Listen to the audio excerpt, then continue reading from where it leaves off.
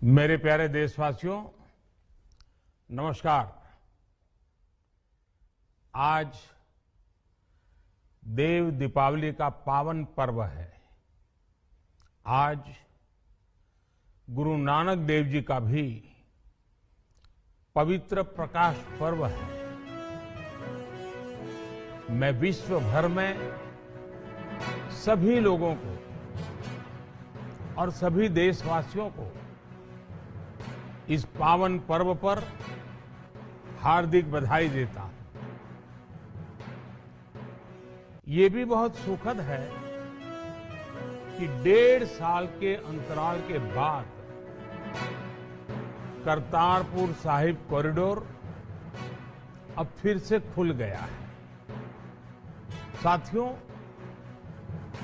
गुरु नानक जी ने कहा है, बीच दुनिया सेवी कमाइए त दरगिही बेसन पाइए।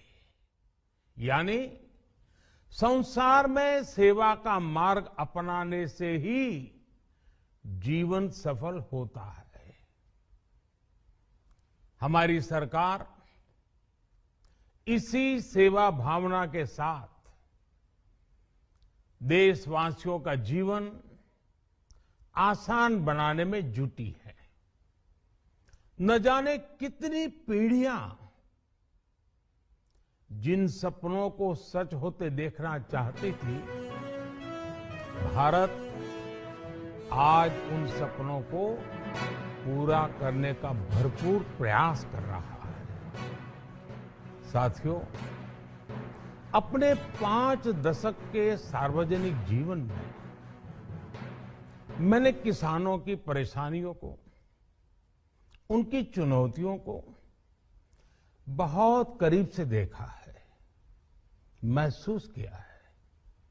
इसलिए जब देश ने मुझे 2014 में प्रधानमंत्री के रूप में सेवा का अवसर दिया, तो हमने कृषि विकास, किसान कल्याण को सर्वोच्च प्राथमिकता दी। साथियों, इस सच्चाई से बहुत लोग अनजान है कि देश के 100 में से 80 किसान छोटे किसान हैं। उनके पास 2 हेक्टेयर से भी कम जमीन है। आप कल्पना कर सकते हैं, इन छोटे किसानों की संख्या 10 करोड़ से भी ज्यादा है। उनकी पूरी जिंदगी का आधार यही छोटी सी जमीन का टुकड़ा है। यही उनकी जिंदगी होती है।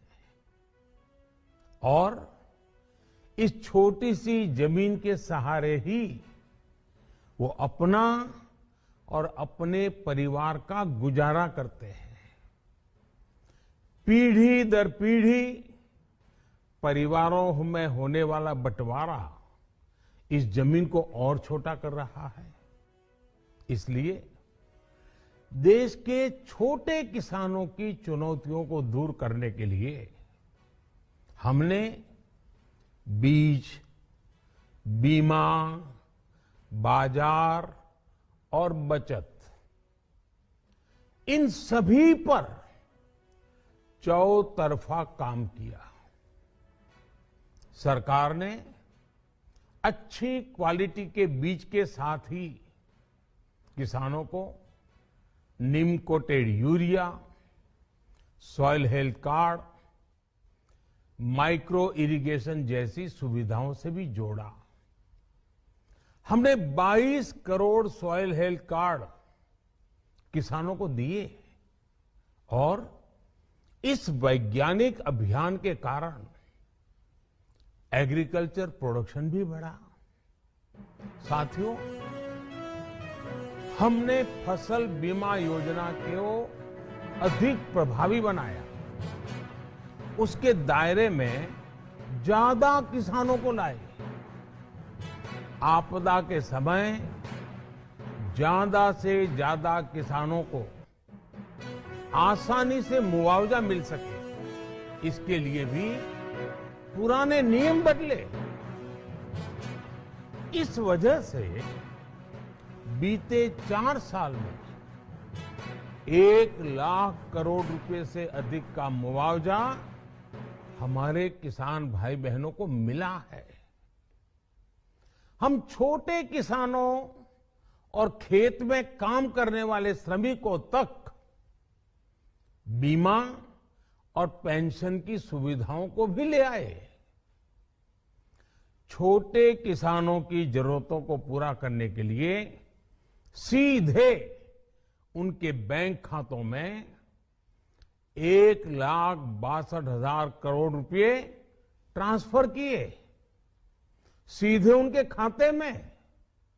साथियों, किसानों को उनकी मेहनत के बदले उपज की सही कीमत मिले, इसके लिए भी अनेक कदम उठाए गए।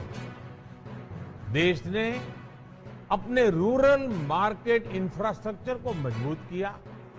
हमने एमएसपी तो बढ़ाई ही, साथ ही साथ रिकॉर्ड सरकारी खरीद केंद्र भी बनाए। हमारी सरकार द्वारा की गई उपज की खरीद ने पिछले कई दशकों के रिकॉर्ड तोड़ दिए हैं।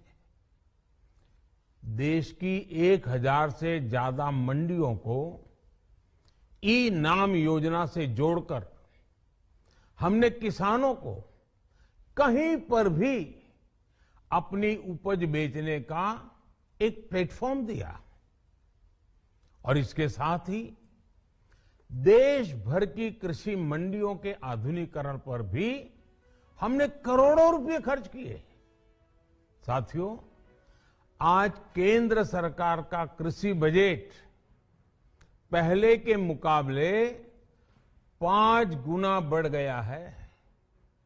हर वर्ष 1.25 लाख करोड़ रुपए से अधिक कृषि पर खर्च किए जा रहे हैं। 1 लाख करोड़ रुपए के एग्रीकल्चर इंफ्रास्ट्रक्चर फंड के माध्यम से गांव और खेत के नजदीक भंडारण, इसकी व्यवस्था, कृषि उपकरण जैसी अनेक सुविधाओं का विस्तार, ये सारी बातें तेजी से हो रही है। छोटे किसानों की ताकत बढ़ाने के लिए 10,000 एफपीओ किसान उत्पादक संगठन बनाने का अभियान भी जारी है। इस पर भी करीब 7,000 करोड़ रुपए खर्च किए जा रहे हैं। माइक्रो इरिगेशन फंड के आवंटन को भी 2 गुना करके 10,000 करोड़ रुपए कर दिया गया है। हमने क्रॉप लोन भी 2 गुना कर दिया, तो इस वर्ष 16 लाख करोड़ रुपए हो जाएगा। अब पशुपालकों को मछली पालन से जुड़े हमारे किसानों को भी किसान क्रेडिट कार्ड का लाभ मिलना शुरू हो गया है। यानी हमारी सरकार किसानों के हित में हर संभव कदम उठा रही है, लगातार एक के बाद एक नए कदम उठाती जा रही है। किसानों की आर्थिक स्थिति सुधरे, उनकी सामाजिक स्थिति मजबूत हो, इसके लिए पूरी ईमानदारी से काम कर रहे हैं। साथियों, किसानों की स्थिति को सुधारने की इसी महाअभियान में देश में 3 कृषि कानून लाए गए थे। मकसद ये था कि देश के किसानों को, खासकर छोटे किसानों को और ताकत मिले, उन्हें अपनी उपज की सही कीमत और उपज बेचने के लिए ज्यादा से ज्यादा विकल्प मिले। बरसों से ये मांग देश के किसान, देश के कृषि विशेषज्ञ, देश के कृषि अर्थशास्त्री, देश के किसान संगठन लगातार कर रहे थे। पहले भी कई सरकारों ने इस पर मंथन भी किया था। इस बार भी संसद में चर्चा हुई, मंथन हुआ और ये कानून लाए गए। देश के कोने कोने में कोटि कोटि किसानों ने, अनेक किसान संगठनों ने इसका स्वागत किया, समर्थन किया। मैं आज उन सभी का बहुत बहुत आभारी हूं, धन्यवाद करना चाहता हूं। साथियों, हमारी सरकार किसानों के कल्याण के लिए, खासकर छोटे किसानों के कल्याण के लिए, देश के कृषि जगत के हित में, देश के हित में, गांव गरीब के उज्जवल भविष्य के लिए पूरी सत्यनिष्ठा से, किसानों के प्रति पूर्ण समर्पण भाव से, नेक नियत से ये कानून लेकर आई थी। लेकिन इतनी पवित्र बात, पूर्ण रूप से शुद्ध किसानों के हित की बात, हम अपने प्रयासों के बावजूद कुछ किसानों को समझा नहीं पाए। भले ही किसानों का एक वर्ग ही विरोध कर रहा था, लेकिन फिर भी ये हमारे लिए महत्वपूर्ण था। कृषि अर्थशास्त्रियों ने, वैज्ञानिकों ने, प्रगतिशील किसानों ने भी उन्हें कृषि कानूनों के महत्व को समझाने का भरपूर प्रयास भी किया। हम पूरी विनम्रता से, खुले मन से उन्हें समझाते रहे। अनेक माध्यमों से व्यक्तिगत और सामूहिक बातचीत भी लगातार होती रही। हमने किसानों की बातों को, उनके तर्क को समझने में भी कोई कोर कसर बाकी नहीं छोड़ी। कानून के जिन प्रावधानों पर उन्हें ऐतराज था, सरकार उन्हें बदलने के लिए भी तैयार हो गई। 2 साल तक हमने इन कानूनों को सस्पेंड करने का भी प्रस्ताव दिया। इसी दौरान ये विषय माननीय सर्वोच्च न्यायालय के पास भी चला गया। ये सारी बातें देश के सामने है, इसलिए मैं इनके अधिक विस्तार में नहीं जाऊंगा।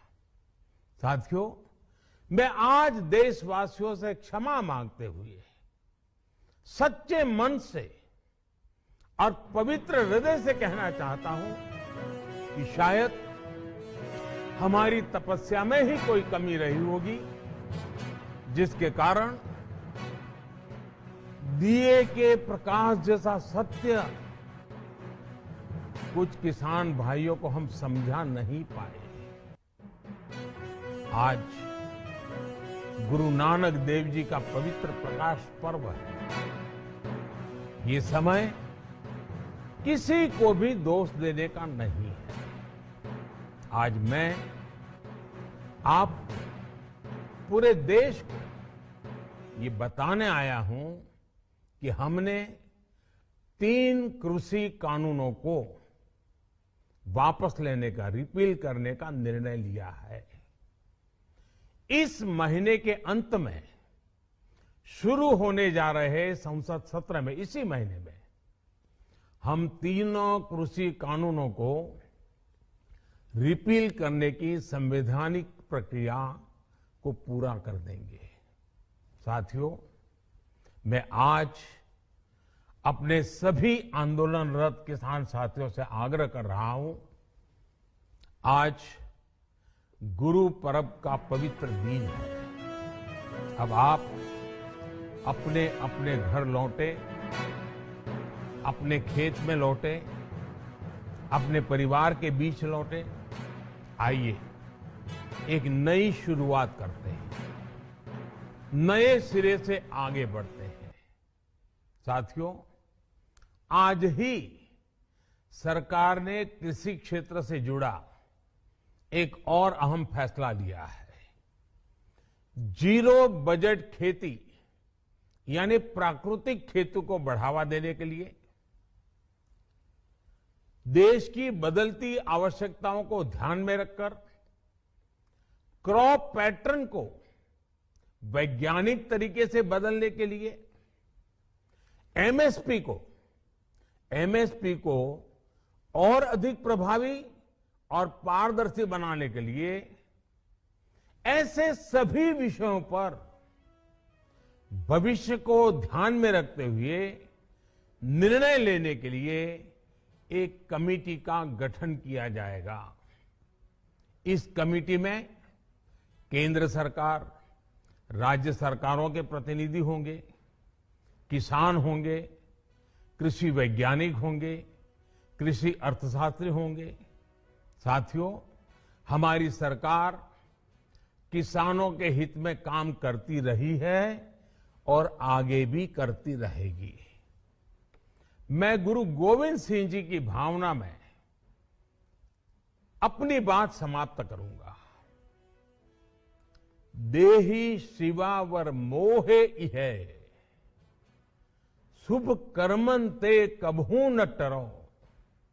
हे देवी, मुझे ये वर दीजिए कि मैं शुभ कर्म करने से कभी पीछे ना हटूं।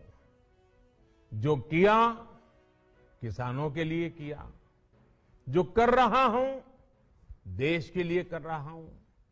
आप सभी के आशीर्वाद से मैंने मेहनत में पहले भी कोई कमी नहीं की थी। आज मैं आपको विश्वास दिलाता हूं कि अब और ज्यादा मेहनत करूंगा ताकि आपके सपने साकार हो सके, देश के सपने साकार हो सके। आपका बहुत बहुत धन्यवाद। नमस्कार।